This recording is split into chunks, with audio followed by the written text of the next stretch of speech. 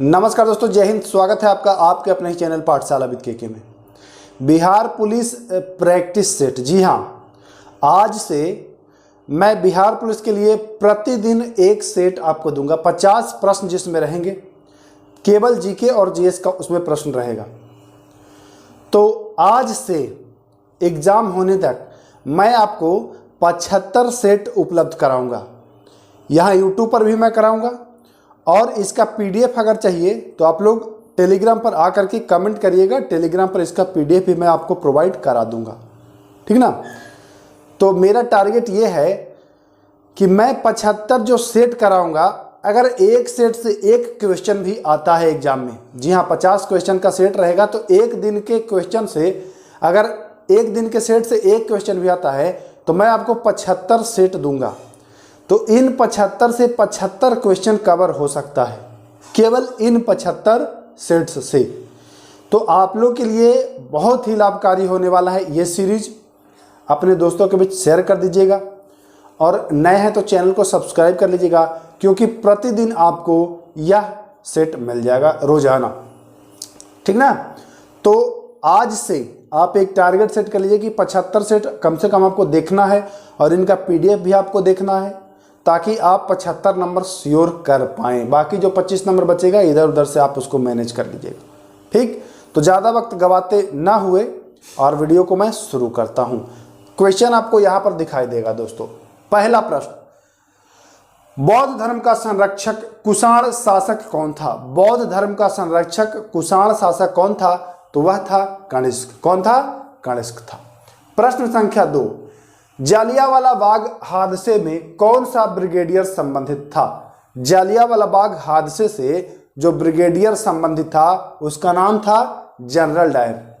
जालियांवाला बाग हत्याकांड कब हुआ था? 13 अप्रैल 1919। ये भी ध्यान देना है, ओके। क्वेश्चन नंबर 3, राज्यपाल को पद की शपथ किसके द्वारा दिलाई जाती है?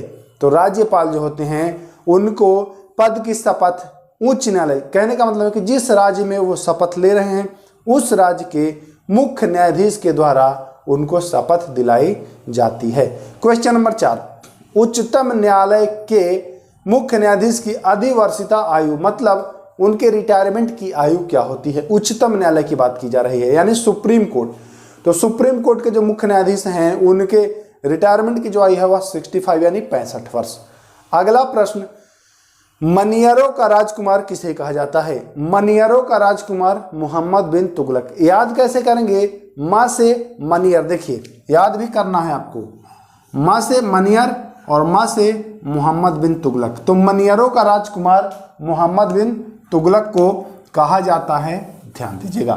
प्रश्न संख्या 6 नंबर, महाभारत का फारसी में अनुवाद किसने किया था? महाभारत का फारसी में अनुवाद जो है वह बदायूनी ने किया था। किसने किया था? बदायूनी। महाभारत का प्राचीन नाम तो जय संहिता, ये भी ध्यान दीजिएगा। महाभारत का पुराना नाम जय संहिता। भारत में किस राज्य की सबसे लंबी तट रेखा है? तो देखिए, अगर राज्य की बात की जाए तो बताएंगे कि गुजरात। किसकी? गुजरात। और ऑप्शन में अगर अंडमान निकोबार भी दे दे तब अंडमान निकोबार हो जाएगा। राज्य अगर ना पूछे और अंडमान निकोबार दे दे तो अंडमान निकोबार हो जाएगा, ध्यान देना है। राज्य पूछ रहा है तब गुजरात होगा। क्वेश्चन नंबर 8, अजमेर में 2.5 दिन का झोपड़ा किसके द्वारा बनवाया गया था? तो कुतुबुद्दीन ऐबक के द्वारा 2.5 दिन का झोपड़ा बनवाया गया था, ओके। ध्यान दीजिएगा। याद कैसे करेंगे बच्चों? याद कैसे करना है?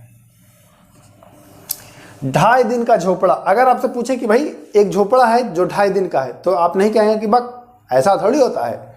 बक से आपको याद कर लेना है ऐबक, ठीक ना। तो ऐसे करके याद कर सकते हैं। बक 2.5 दिन का झोपड़ा नहीं होता। नीली क्रांति का संबंध होता है। नीली क्रांति का संबंध मत्स्य पालन से है, यानी मछली से। स्थानीय स्वशासन संस्था से निर्वाचित पद धारकों को हटाने का प्रत्याह्वान प्रावधान कहाँ लागू किया गया था? तो यह मध्य प्रदेश में लागू किया गया था। कहाँ लागू किया गया था? मध्य प्रदेश में।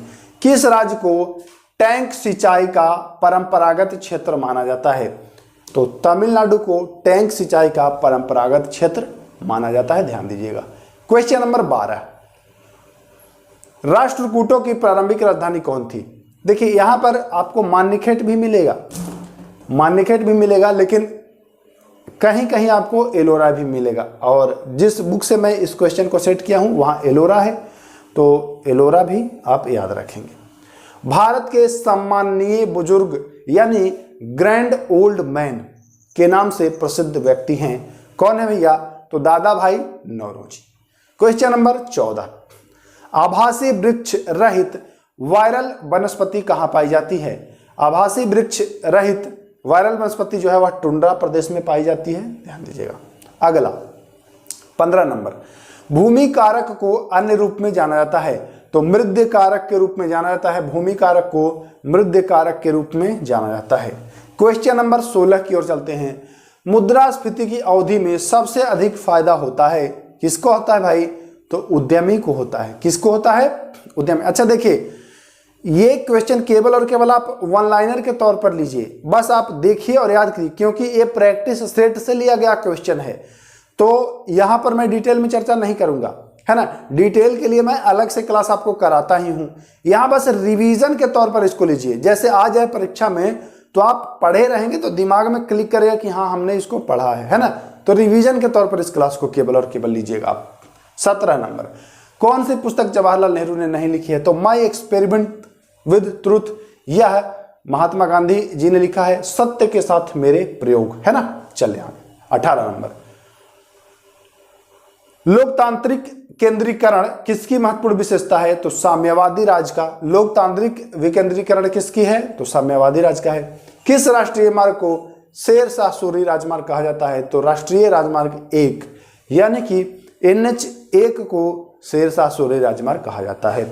क्वेश्चन नंबर 20, ब्राह्मणों पर भी जजिया लगाने वाला दिल्ली का सुल्तान कौन था? तो ब्राह्मणों पर भी जजिया लगाने वाला दिल्ली का सुल्तान था फिरोज तुगलक। क्वेश्चन नंबर 21, भारतीय समाचार पत्र का मुक्तिदाता किसे कहा जाता है? तो भारतीय समाचार पत्र का मुक्तिदाता मेटकॉफ को कहा जाता है। किसे कहा जाता है? मेटकॉफ को। आगे, किस जोन में सर्वाधिक खतरे का क्षेत्र रहता है? इसके अंतर्गत आते हैं गुजरात के कच्छ, जम्मू कश्मीर, हिमाचल प्रदेश, उत्तराखंड का कुमायूं, सिक्किम तथा दार्जिलिंग क्षेत्र। यानी कि यह भूकंप जोन की बात कर रहा है। कौन सा भूकंप जोन जो है वह सर्वाधिक खतरे वाला है? तो यहां ध्यान दीजिएगा, जोन 2, जिसमें ये सब आते हैं, है ना। चलिए, भारत में सूचना का अधिकार कानून आया 15 जून 2005 को। 15 जून 2005 को। लोकतंत्र जनता का द्वारा तथा जनता के लिए शासन है, यह कथन है अब्राहम लिंकन का। 5-6 बार बिहार पुलिस में यह प्रश्न पूछा गया है, ठीक ना। तो ये ध्यान दीजिएगा, अब्राहम लिंकन का। नंबर 25, टेस्ला किसका यूनिट है? तो चुंबकीय क्षेत्र की यूनिट है। ढलवा लोहे में कार्बन का प्रतिशत तो 2 से 5% तक होता है ढलवा लोहे में। अगला, संक्रमण आयन किस में प्रकाश को अवशोषित कर लेते हैं? तो दृश्य क्षेत्र में कर लेते हैं प्रकाश को अवशोषित। गति पालक चक्र भाप इंजन का महत्वपूर्ण हिस्सा क्यों है? क्योंकि गति को समान बनाए रखने में इंजन की सहायता करता है। क्वेश्चन नंबर 29 नंबर क्वेश्चन ध्यान दीजिएगा।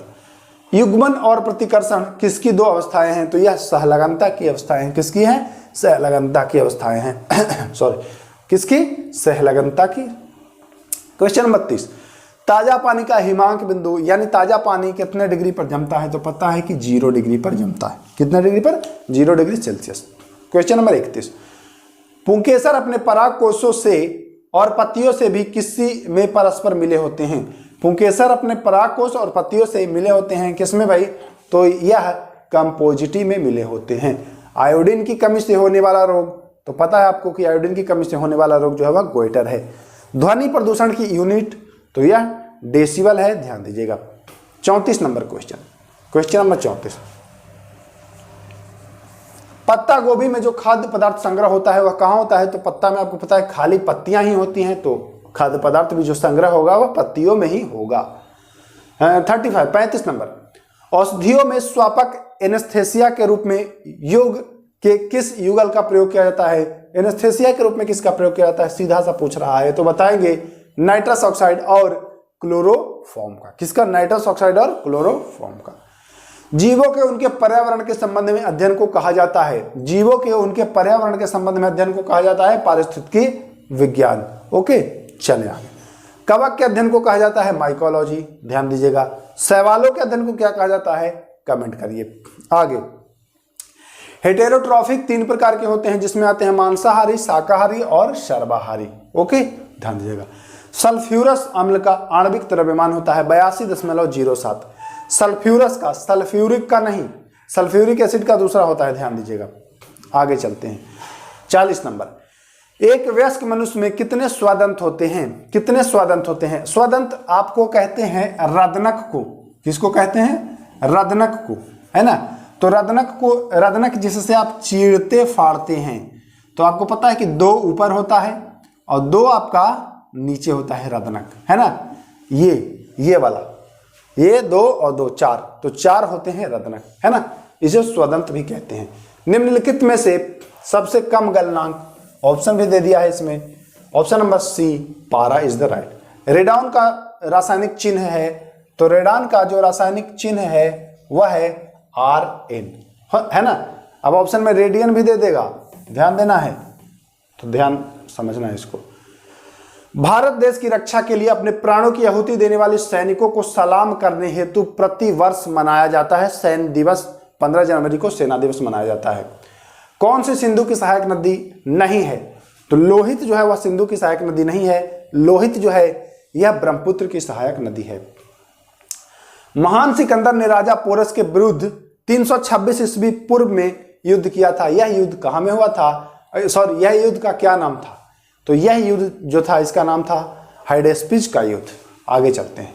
46 नंबर, आंग्ल मैसूर युद्ध के बाद किसे ईस्ट इंडिया कंपनी ने बंगाल का गवर्नर नियुक्त किया? तो रॉबर्ट क्लाइव को आंग्ल मैसूर युद्ध के बाद बंगाल के गवर्नर के रूप में नियुक्त किया गया। सिक्किम के भूटिया जनजाति द्वारा मनाए जाने वाला 9 वर्ष का त्योहार है, जो सिक्किम के लूनर कैलेंडर के हर 10 माह बाद आता है। वह त्योहार है सोनम लोसोंग, है ना, सोनम लोसोंग। क्वेश्चन नंबर 48 यानी 48, कौन सी अरुणाचल प्रदेश की नृत्य शैली है? तो पोपीर जो है वह अरुणाचल प्रदेश की नृत्य शैली है, ध्यान दीजिएगा। कर्क रेखा भारत के 8 राज्यों से गुजरती है, जिसमें कौन सा राज्य नहीं है? तो आपको पता है कर्क रेखा गुजरात, राजस्थान, मध्य प्रदेश, छत्तीसगढ़, झारखंड, 5 इधर हो गए, और उसके बाद आ जाएगा आपका मिजोरम, त्रिपुरा, और कितने हो गए? एक हो गया गुजरात, मध्य प्रदेश, राजस्थान, छत्तीसगढ़, हाँ एक पश्चिम बंगाल यहाँ छूट रहा है ना। फिर से एक बार देखिए, गुजरात, राजस्थान, मध्य प्रदेश, छत्तीसगढ़, झारखंड, पश्चिम बंगाल, त्रिपुरा, कितना हो गया? 2, 2, 4, 2, 6, 7, और मिजोरम, है ना 8। तो इसमें बिहार दिया है, बिहार से नहीं गुजरा है, ठीक ना। अंडमान और निकोबार में द्वीपों की संख्या देखिए 572 तो है, लेकिन इसका एग्जैक्ट डाटा अभी नहीं है, ये बढ़ते घटते रहता है। जब नया नया द्वीप मिल जाता है ना, तो कोई डूब जाता है, कोई मिल जाता है, तो ये स्थायी नहीं है, ध्यान दीजिएगा। तो 50 प्रश्न थे दोस्तों, फटाफट अंदाज में आप लोगों ने देखा। अब कमेंट कर दीजिएगा इसमें अगर कोई संशोधन की आवश्यकता हो, है ना। चूंकि मैं चाह रहा हूं कि आपको फटाफट केवल रिवीजन कराऊं, और डिटेल के लिए मैं अलग से क्लास कराऊंगा ही, लेकिन अगर आप लोग चाह रहे हैं कि इसको डिटेल में करें, तो मैं केवल इसी को डिटेल में कराऊंगा, फिर क्लास नहीं ले पाऊंगा। क्योंकि देखिए, मैं प्रीवियस ईयर करा रहा हूं, उसके बाद एनसीईआरटी सार संग्रह करा रहा हूं, उसके बाद सेट करा रहा हूं, ये वाला, तो 3 क्लास करा रहा हूं, और इसके बाद ड्यूटी भी करना होता, तो थोड़ा समय का अभाव है ना। तो आप लोग कमेंट कर दीजिएगा कि डिटेल में क्लास अलग से चाहिए कि इसी को मैं डिटेल में कराऊं, है।